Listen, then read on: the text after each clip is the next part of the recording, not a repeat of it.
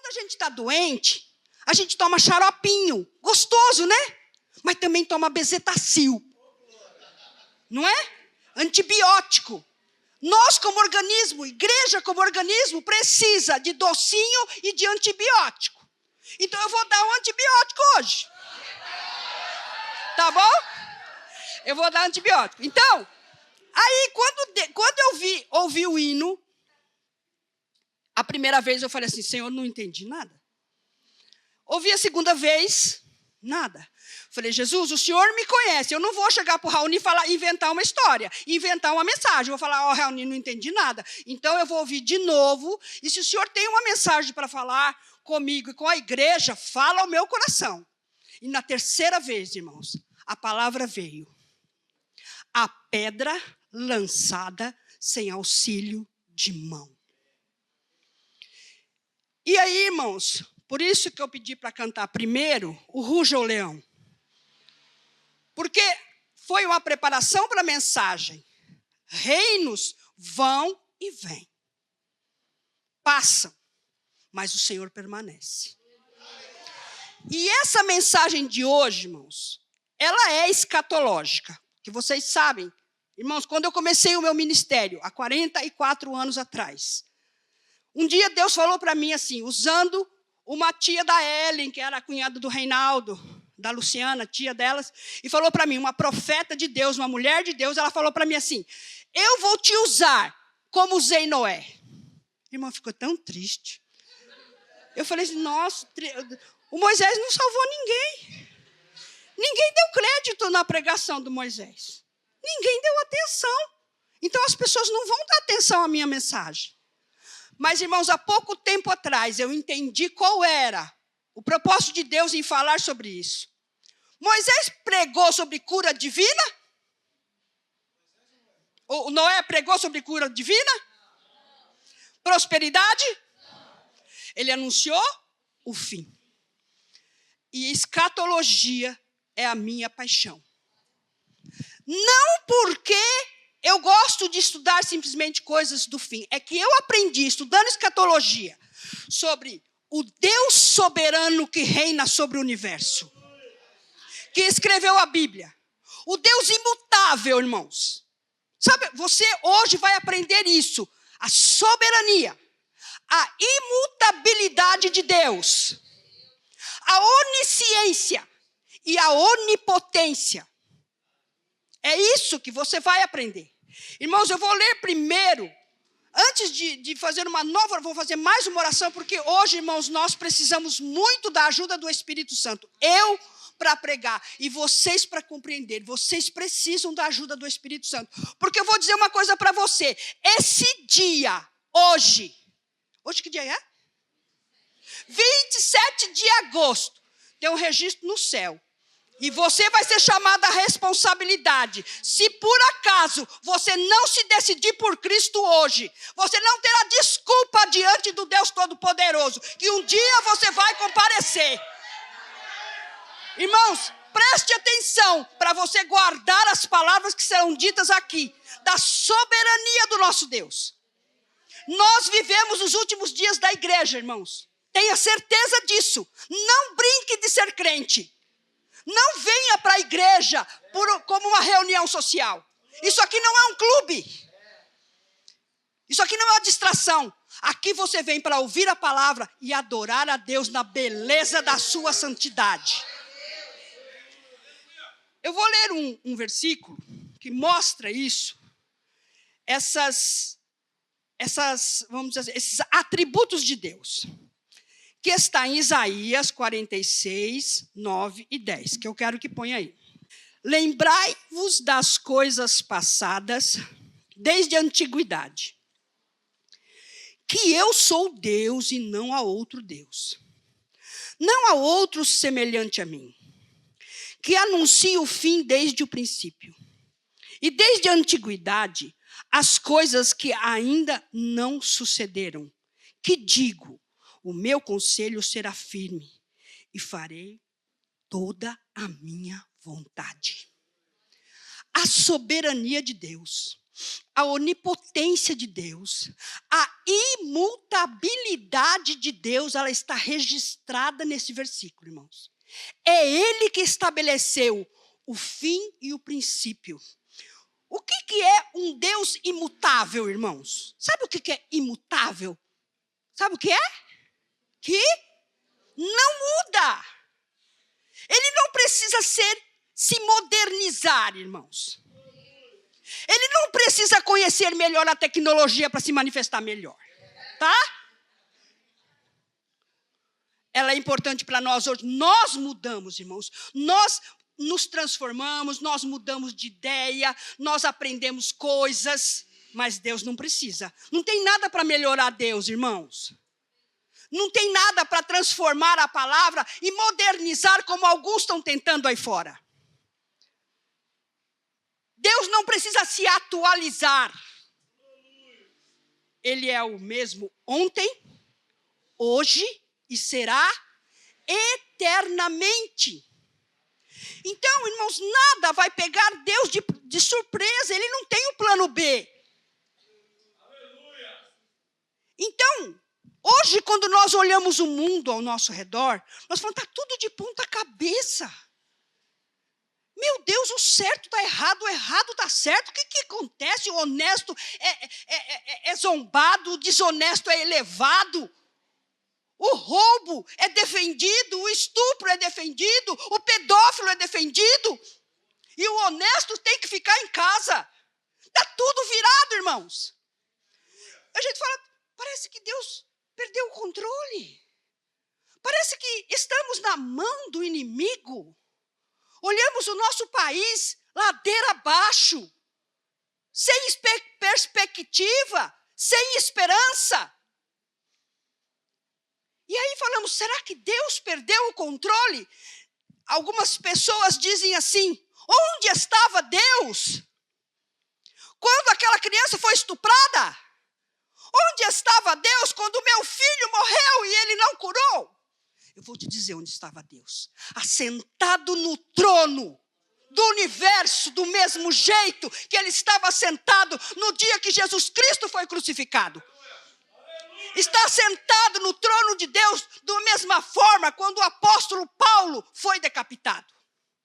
Ele está sentado no trono do mesmo jeito que quando o apóstolo Pedro foi crucificado de cabeça para baixo. Quando os cristãos eram jogados, irmãos, como é que chama lá, pastor? No Coliseu, aos leões, eram queimados vivos. Ele não saiu do trono, ele está lá. Ele continua lá, irmãos. Ele não vai sair de lá. Ele é soberano, irmãos.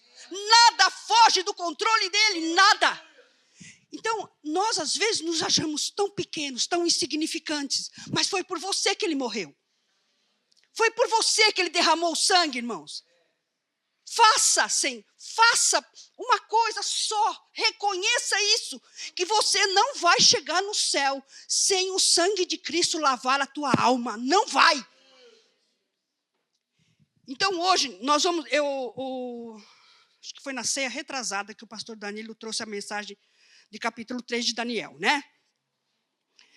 E ali, irmãos, antes disso, deixa eu falar, vamos orar mais uma vez?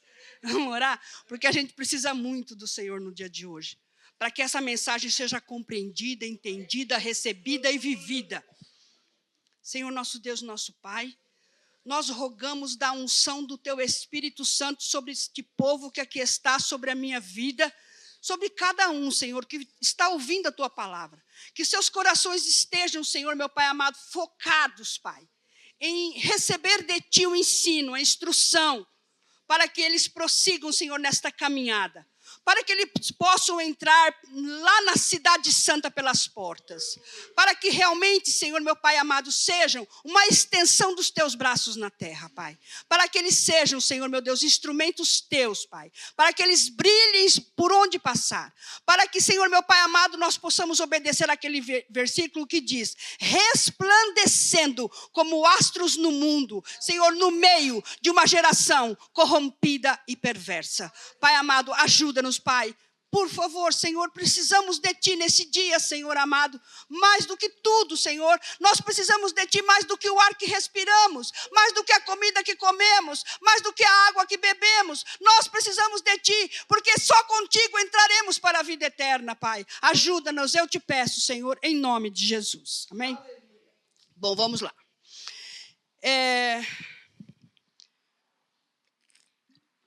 Quando o pastor Danilo pregou, ele falou sobre os 3 amiguinhos de Daniel, né? Ananias, Misael e Azarias, que a gente conhece o vulgo.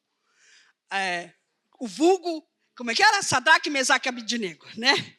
Então, esses 3 amiguinhos dele, eles estavam diante de uma estátua de ouro. Quem lembra, quem estava aqui no dia que o pastor pregou, essa estátua de ouro, ela foi construída por quem? Nabucodonosor. E nós vamos falar do cabra de novo hoje. É o Nabucodonosor. Então, Daniel 2. Irmãos, quem gosta de ler a Bíblia?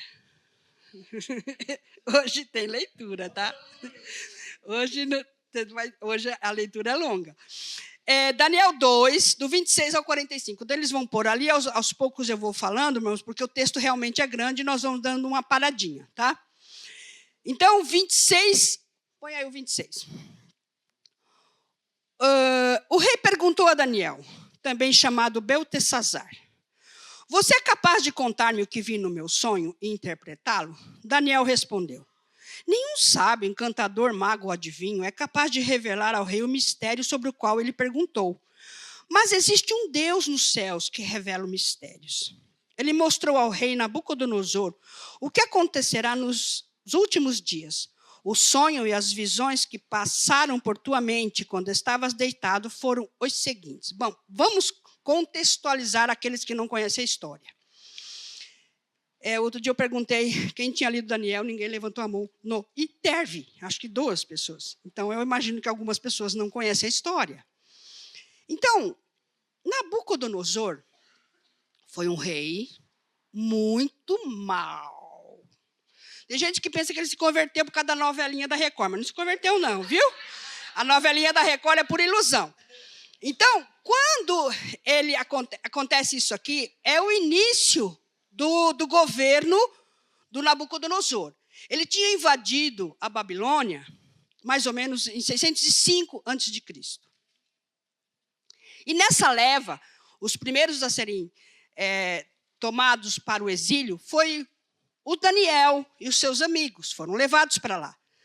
Um detalhe, Daniel era jovenzinho, 15, 17 anos. E aqui, quando acontece isso, quando acontece esse problema do sonho, já fazia uns 2 anos, porque era mais ou menos 603 depois de Cristo. Então, o Nabucodonosor, ele teve um sonho, e ele ficou perturbado, mas ele não lembrava do sonho. E ele chama os magos, os poderosos lá da época dele, os adivinhos, e fala assim, eu sonhei um sonho que vocês têm que interpretar. Bom, então, só conta o sonho. Eu não sei o sonho, vocês estão me enganando. Vocês têm que saber. Mas como? Conta o sonho. Conta o sonho que a gente fala sobre isso. Não, vocês estão me enrolando, vocês precisam interpretar. E aí ele dá uma ordem simples. Mata todo mundo. Porque esses adivinhos não servem para nada. Então, ele dá ordem capital. Era assim o Nabucodonosor. Ele matava quem queria. Ele tinha o poder. Então, ele sonhou e não lembrava do sonho. E queria que todos interpretassem. E a sentença de morte foi para todos os sábios.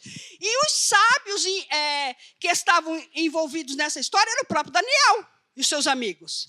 Porque eles eram considerados sábios, que eles tinham sido preparados para servir o rei com sabedoria, com conselho. E aí, então, Daniel é chamado para interpretar. E Daniel fala aqui, mas o que o senhor está pedindo, nenhum ser humano é capaz de fazer.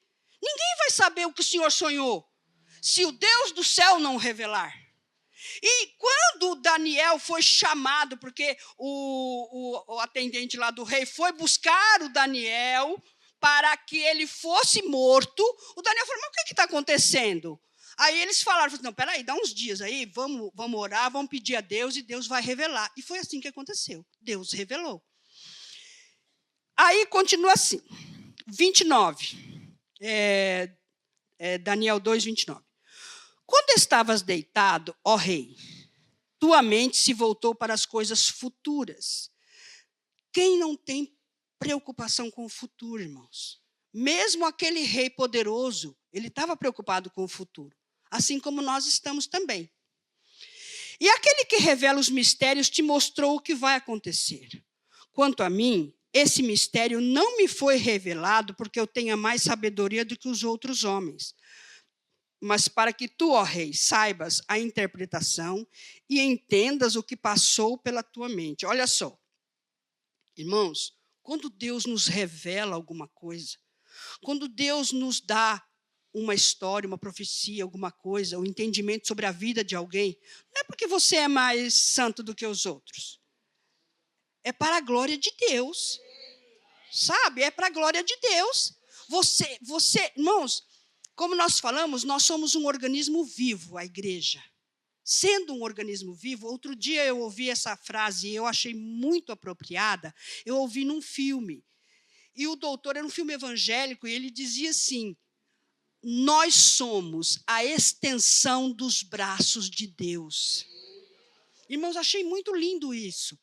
Porque nós, como igreja do Senhor, como corpo de Cristo, é que andamos na terra, é que abraçamos as pessoas, é que ajudamos. Nós somos o bisturi, nós somos o copo que leva água, nós somos o prato que leva comida. Nós somos a extensão de Deus para curar, para abençoar, para consolar. Irmãos, Deus não vai gritar do céu e fazer as coisas. Ele pode, viu? Ele pode. Nós já tivemos um testemunho aqui que ele fez. Mas ele quer te usar. Ele quer nos usar. Então, nós somos esta extensão para abençoar. Então, o Daniel foi esta pessoa. Esta pessoa que Deus usou para livrar todos os sábios e a própria vida.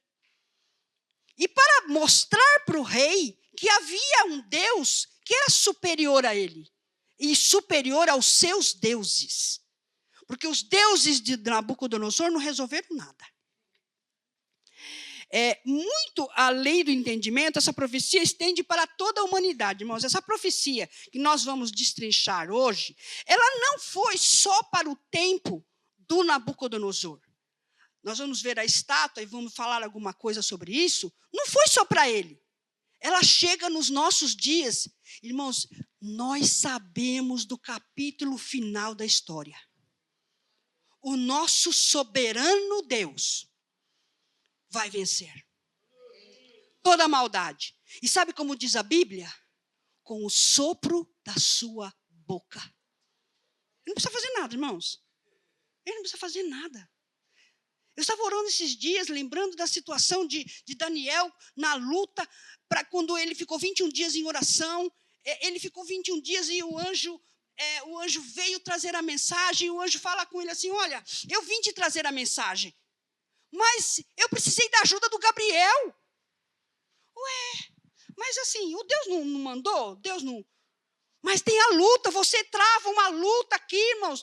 Nós estamos falando, nas terças-feiras, eles estão falando sobre guerra espiritual. A guerra espiritual é aquela que você não foge dela. Não dá para ficar em cima do muro. Ou você está de um lado ou você está do outro. Você escolhe. Ou você guerrear com Deus ou você faz parte do exército do inimigo. Não tem outro jeito. Não adianta você dizer assim, não quero nenhum nem outro. Não tem. Não estou do lado de Deus, nem estou do lado do diabo. Estou em cima do muro. Não está. Se está em cima do muro, está do lado do diabo. Irmãos, é verdade. Isso não é brincadeira, não. É a nossa história, irmãos. A história da humanidade. É a história da tua eternidade, a tua alma. Você tem vida eterna. De um lado ou de outro, você tem vida eterna. E você tem que ter consciência disso, que é você que decide. A Bíblia diz assim, que Deus quer que todos se salvem e venham ao conhecimento da verdade. Ele mandou Jesus. O único que podia derramar um sangue inocente para lavar os nossos pecados. E ele fez isso.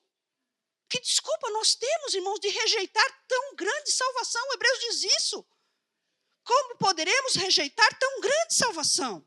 Não podemos. Não podemos ficar fiados nas nossas próprias, nos próprios valores, irmãos. Sabe o que são as nossas justiças que a Bíblia diz? que a Bíblia diz sobre as nossas justiças? Trapo de imundícia. Sabe o que é trapo de imundícia? Irmãos, eu achava que era trapo de menstruação, mas não é não. É pior que isso. É aquele trapo que envolve, é aquela faixa que envolve cadáver. É aquilo lá. Faixa que envolve cadáver. Porque o trapo de imundícia que eu achava, dá para lavar, pôr na cândida, né?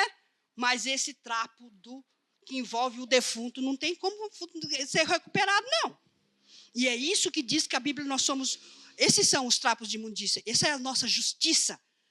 Então nós não somos justos, somos o quê? Justificados pelo sangue do Cordeiro. Aí, irmãos, vamos continuar aqui. Tu olhaste, 31, tu olhaste, ó rei, diante de ti uma grande estátua, uma estátua enorme, impressionante, e sua aparência era terrível. A cabeça da estátua era feita de ouro puro, o peito e o braço eram de prata, o ventre e os quadris eram de bronze, as pernas eram de ferro, e os pés eram parte de ferro e em parte de barro. Enquanto estavas observando, uma pedra soltou-se sem auxílio de mãos, atingiu a estátua nos pés de ferro e de barro e os esmigalhou. Então o ferro, o barro, o bronze, a prata e outro foram despedaçados, viraram pó, como o pó da debulha do trigo na eira durante o verão. O vento os levou sem deixar vestígios, mas a pedra que atingiu a estátua tornou-se uma montanha e encheu a terra toda. Foi esse o sonho, e nós o interpretamos para o rei. Tu, ó rei, és o rei de reis. O Deus dos céus te tem dado domínio, poder, força e glória. Nas tuas mãos ele colocou a humanidade, os animais selvagens e as aves do céu.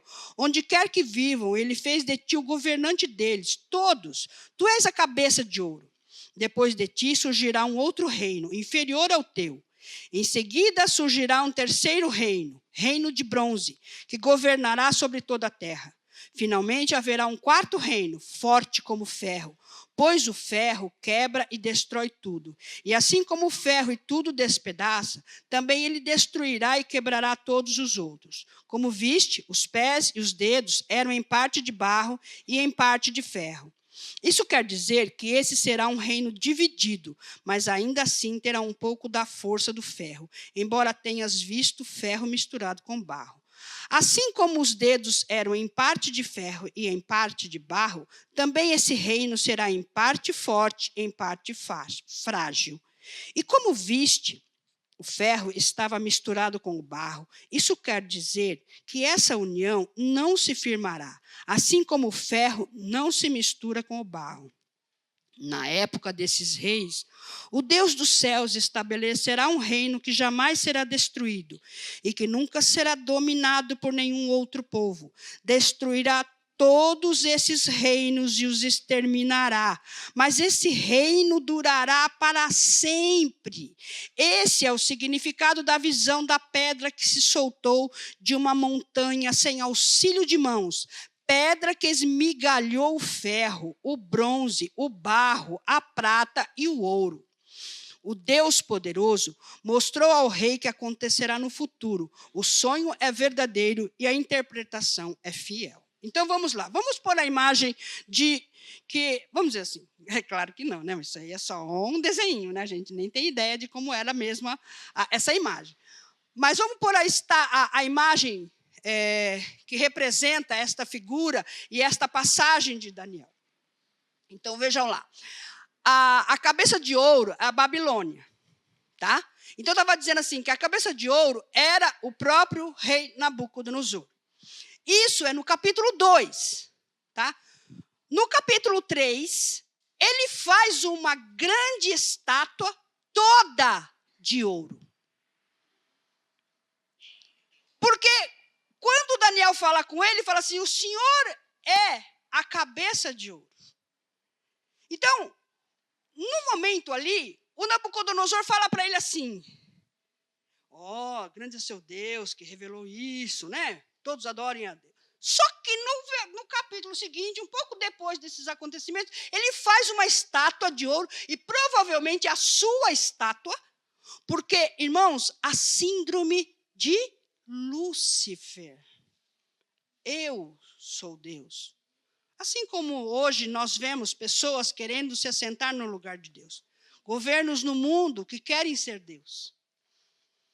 Então, o que acontece? Ele fez aquela imagem, irmãos, para mostrar assim, não, eu sou todo de ouro. Eu sou poderoso. Irmãos, quando as pessoas se assentam, tem até um ditado no mundo que diz assim, você quer conhecer a pessoa? Dá a ela poder. E aí você vai querer conhecer o caráter, você vai conhecer quem é essa pessoa. E este homem tinha este poder. Ele tinha esta condição. Ele estava sobre... Veja que Deus fala. Irmãos, eu não sei se vocês sabem, mas em Jeremias, parece que é em Jeremias, que diz que ele, o Nabucodonosor, era o martelo na mão de Deus. O martelo para esmiuçar as nações. Olha isso. Deus permitiu isso. Os reinos, certo? Vocês viram nesse hino, e prestem atenção, se der tempo, não sei se vai dar tempo, o hino que vai ser cantado, que fala, os reinos vão e vêm, eles passam, mas o nosso Deus não passa, irmãos. Ele vai vencer tudo isso, é por isso que é tão importante nós entendermos isso, lembrar da história. Alguém tem dúvida que isso aconteceu? Ou a história não registra isso? A época de Nabucodonosor. A história registra, irmãos, não é só a Bíblia, não. A história registra. Eu já falei isso aqui uma vez, porque sempre na escatologia entra essas histórias. O Belsazar, não o Beltesazar, porque aqui o Daniel é chamado de Beltesazar, mas tem o Belsazar, que é o filho, o que é neto de Nabucodonosor. Mas ele não aparece como neto ali na Bíblia, está como filho, mas ele é neto. Quem era o pai dele era um tal de Nabonido. Mas o Nabonido estava em guerra, alguma coisa, por isso que o Beltesazar fez aquela festa lá, que a mão, sabe, a mão escreve na parede, ele fica com medo, tudo. O Beltesazar, ele também se achava Deus, mas ele foi vencido. Ele perdeu. Ele foi destruído. Porque os homens se esquecem que um dia vão prestar contas a Deus.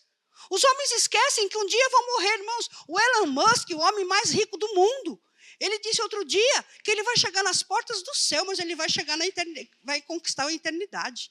Mas a eternidade sem Deus ele quer. Ele está investindo bilhões, a empresa dele está investindo bilhões para que ele consiga ter a vida eterna. Ele diz que quem viver até 2050 vai alcançar a vida eterna, porque ele vai conseguir isso. Né? Vai, a vida eterna bem longe de Deus ele vai conseguir. Mas eles acham, irmãos, que vão conseguir. Então, o mundo está realmente, irmãos, virou as costas para o nosso Deus. Ser crente hoje virou chacota na mão de muita gente. Você vê, se você entrar na internet, porque, como você já sabe, televisão é uma coisa que eu abomino, não é porque eu acho que é pecado, não é isso. É porque não tem nada que preste lá. Uns mentirosos, só mentira, só engano. Irmãos, a Bíblia diz que nos nossos tempos, o que age no mundo é o ministério do engano. Irmãos, estejam atentos, não caiam nas narrativas, irmãos. O Congresso dos Estados Unidos, há poucas semanas atrás, se reuniu para dizer que é verdade que existem os ETs, que eles têm provas das naves. Irmãos, é tudo narrativa para enganar você. Para fazer, irmãos, esse é toda a pavimentação para o caminho do anticristo. O dominador do mundo, que vai dominar mesmo. Apocalipse 6 diz que ele vem para vencer, irmãos. E se possível for, Jesus disse, se possível for, enganaria os próprios escolhidos. Esteja atento às mentiras. Esses ETs nada mais, nada menos do que demônios são. Essas figuras que estão está aparecendo na internet já, irmãos, como realidade, como estão atacando o Peru. O Peru diz que um lugar distante foi atacado por ETs gigantes de 2 metros e pouco, que a arma do homem não consegue matar eles. É demônio, irmãos. Para dizer, quando a igreja for arrebatada, que nós, seres inferiores, fomos levados para outra dimensão. O arrebatamento está aí, irmãos, não brinca. Não é brincadeira escatologia quando nós falamos da vinda de Jesus. Porque esses reinos, eles aconteceram. Por que a pedra sem auxílio de mão não vai cair? Quem é essa pedra? Jesus, irmãos. Esses reinos, eu não quero me ater muito a isso, porque isso não interessa, mas você sabe que existiu Babilônia, existiu Grécia, que existiu antes os medos e os persas, que representavam os braços, as pernas, Roma. E ali, irmãos, está só até 476. Mas está aqui a pastora Simone, que é professora. Eu não sou professor eu fui professor de matemática. A Simone é de história. Então, mas eu gosto de história, porque eu aprendi a gostar de história por causa da Bíblia. Mas, assim, depois de 476, a parte de Roma, que é, vamos dizer assim, o Ocidente rompeu, né, o que é o chamado cisma, né, pastor? É cisma? Isso. Exatamente, dividiu num monte de nações, mas a Roma ortodoxa do Oriente, né, ela sobreviveu até 1453. Então, esses reinos, irmãos, poderosos, eles existiram. Porque a Inquisição, a época da Inquisição, a destruição das pessoas. Irmãos, hoje, por exemplo, você vê as coisas, essas queimadas, essas coisas, isso daí é a desvalorização do ser humano. As histórias que eu ouvi, os documentários que eu tenho ouvido a respeito do incêndio no Havaí, irmãos, é propósito humano para um projeto, irmãos. Sabe? Natureza, animais, pessoas não têm valor. Nas pedras da Geórgia, desde a década de 70 e 80, já está determinado que precisam exterminar a população do mundo. Tem que chegar a 500 milhões de pessoas. Nós somos quase 8 bilhões. Mas tem que chegar a 500. E eles têm que trabalhar para isso. Eles acham que vão conseguir. Eles acham. E eles não se importam com você. Eles vão querer chegar no propósito deles. Então, esses reinos todos que foram poderosos, eles aconteceram. A profecia de Daniel, ela aconteceu. Por que o final não vai acontecer? Aí, irmãos, eu quero mostrar uma imagem, a imagem da volta de Jesus. E alguns versículos que eu quero ler com vocês ainda, de Zacarias. Eu quero usar. Vê a imagem. A imagem, primeiro, a imagem da volta de Jesus em glória. A volta de Jesus em glória. Essa volta de Jesus vai se dar na grande tribulação. É essa pedra sem auxílio de mão. Essa pedra sem auxílio de mão não é nada mais, nada menos do que Jesus voltando em glória, irmãos. Para destruir todos os reinos. Virou pó. Tudo que é ditadura, o que é comunismo, o que é realeza, tudo vai acabar, virar poeira, irmãos. E o reino do nosso Cristo será eterno. Agora, se todas as outras coisas aconteceram, isso não vai acontecer? Ah, isso é história de carochinhas. Pelo amor de Deus, vocês vão acreditar que Jesus vem num cavalo branco? Mas a Bíblia está dizendo, eu creio. Se a Bíblia dissesse que ele viria sentado numa baleia, eu acreditaria também. Porque a Bíblia fala, e eu creio que a Bíblia é verdade. E aí, irmãos, Zacarias 14:4 primeiro, tá? Eu quero, aí está 12:10 primeiro, mas eu quero ler 14:4 primeiro. Zacarias, o penúltimo livro do Velho Testamento. Irmãos, esse livro de Daniel, escrito por volta de 500 e pouco antes de Cristo. E Zacarias também, um livro antigo. Não é cronológico as coisas, mas ele é antigo. Nós estamos no ano, depois de 2000. Se você volta para trás, são 2.500 anos de história. Nós estamos no pé da estátua, irmãos. Porque esses reinos passaram. Nós estamos no período em que essa pedra será lançada. Mas Jesus disse que a hora ninguém sabe. Quando Jesus disse, ele disse, nem o Filho do Homem sabe. Ele como homem, tá, irmãos? Porque se ele é Deus, ele sabe. Se ele é onisciente, ele sabe. Hoje, ele está na glória. Hoje ele voltou à sua condição de sempre, de eterno, de poderoso, de Deus. Então, como Deus, ele sabe. Mas nós não sabemos. E nós temos que ficar esperando. Aí Zacarias 14:4 diz assim, ó. E naquele dia estarão os seus... Que dia é esse, irmãos? A volta de Jesus em glória, no final da grande tribulação, quando Israel estiver cercado pelos exércitos do mundo, e é evidente, iminente a queda de Israel. Parece que está tudo destruído.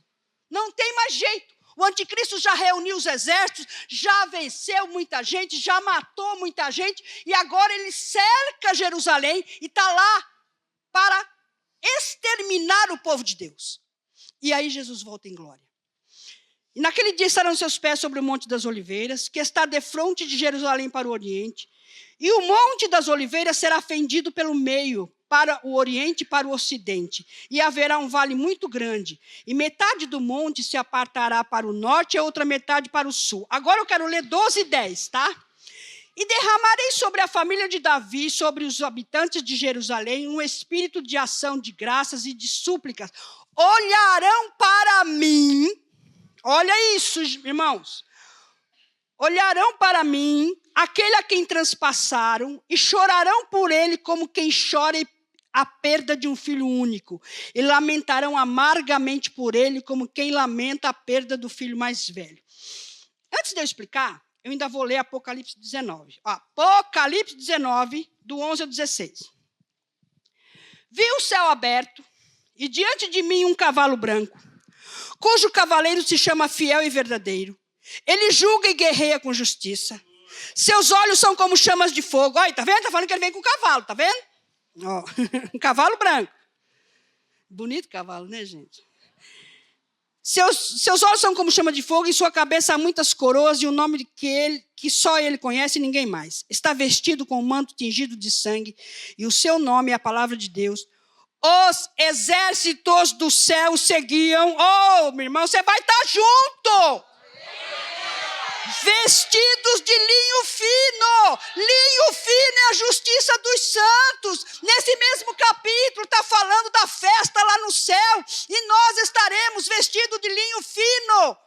Só pode entrar na cidade santa quem está vestida do linho fino. Lembra aquela parábola, irmãos? Que o homem dá as vestes para as pessoas entrarem. E aquela parábola que diz que um homem entrou sem as vestes adequadas e puseram ele para fora. Porque lá no céu vai ter que estar lavado e remido no sangue do Cordeiro. Não tem outro jeito de entrar lá. Glória a Deus por isso, irmãos. Ele nos conquistou isso, irmãos. Irmãos, Apocalipse 4 e 5, fala que tem 24 anciãos no céu com coroas. E a Bíblia diz que nós receberemos coroas. Quando eu era nova convertida, eu pensava assim, que legal, eu vou receber uma coroa. Aí começa a falar, tem 5 coroas, tem várias coroas. Eu falei, será que vai ter uma em cima da outra? Começa estranho. Mas a Bíblia diz que você vai receber coroa. Mas ali no 4 e 5, esses 24 anciãos com coroas nas suas cabeças, eles tiram a coroa, irmãos. E eles depositam diante daquele que nos deu a coroa. Jesus, que é digno de receber a coroa, irmãos. Porque nós conseguimos a conquista porque Ele deu o seu sangue para nos lavar, irmãos. Isso, irmãos, vai acontecer. Não pense que é história de carochinha.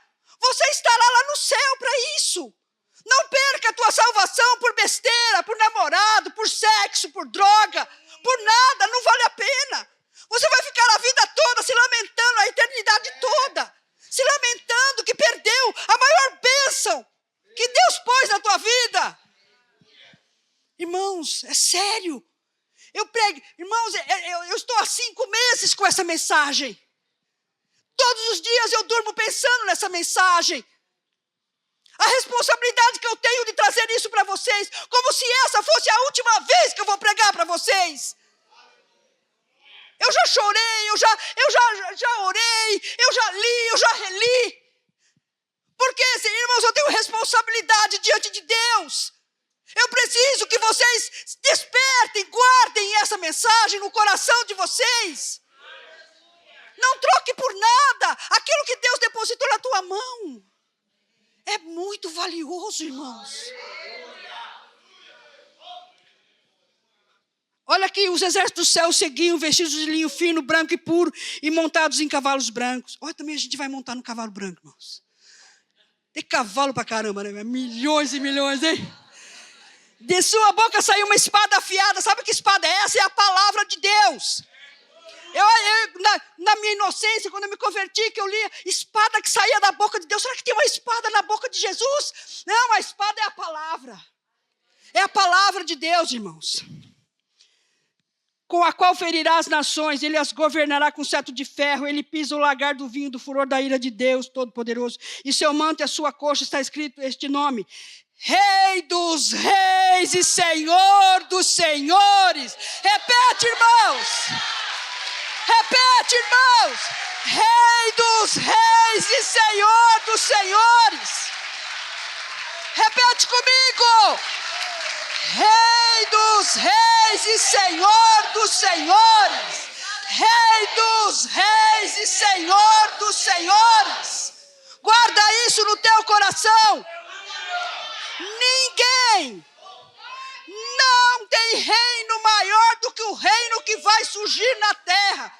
Ele vai cumprir todas as promessas feitas a Israel. Durante 1000 anos, Israel vai progredir, vai prosperar. Irmãos, sabe, o Lutero, ele não acreditava nisso. O Lutero diz que nós substituímos Israel, a igreja do Senhor. Mas o Senhor, ele disse em Malaquias: eu, o Deus de Jacó, não mudo. E por isso vós, filhos de Jacó, não foram destruídos. E eles, irmãos, receberão a promessa feita a Abraão lá atrás. Porque o nosso Deus é imutável. O nosso Deus não esquece a promessa que fez. E ele vai cumprir tudo isso, irmãos. E aí, irmãos, esteja pronto para o arrebatamento. A última figura. Para a gente terminar. Eu passei aí. Você passou 5 minutos. Você passou 10, então. Esse é o arrebatamento. E a Bíblia diz assim: num abrir e fechar de olhos, ante a última trombeta, nós seremos arrebatados. Diferente do versículo que diz que todo o olho o verá. Nesse momento só nós encontraremos o Senhor na glória, no espaço, no céu. Esteja preparado. A Bíblia diz assim, que nós temos que estar em pé diante do Filho do Homem para evitar todas estas coisas. Irmãos, o que está proposto no mundo, muito em breve, como eu falei, já o caminho está pavimentado para o anticristo. Jesus disse assim: para evitar todas estas coisas, esteja em pé diante do Filho do Homem. E você só vai conseguir estar em pé se você for lavado no sangue do Cordeiro. Se você tiver o Espírito Santo dentro de você. Porque, irmãos, nós por nós mesmos não temos força nenhuma. A sabedoria humana, diz Tiago, que ela é o quê? Ela é humana, terrena e diabólica. Queira a sabedoria divina, ministrada pelo céu, pelo Espírito Santo. Irmãos, não largue Jesus por nada. Irmãos, guarde essa mensagem no seu coração. O teu Deus é soberano. O teu Deus é onisciente. O teu Deus é onipotente. O teu Deus é imutável. Não existe Deus, como ele diz, não existe Deus afora de mim. Se renda a ele, irmãos. Amém.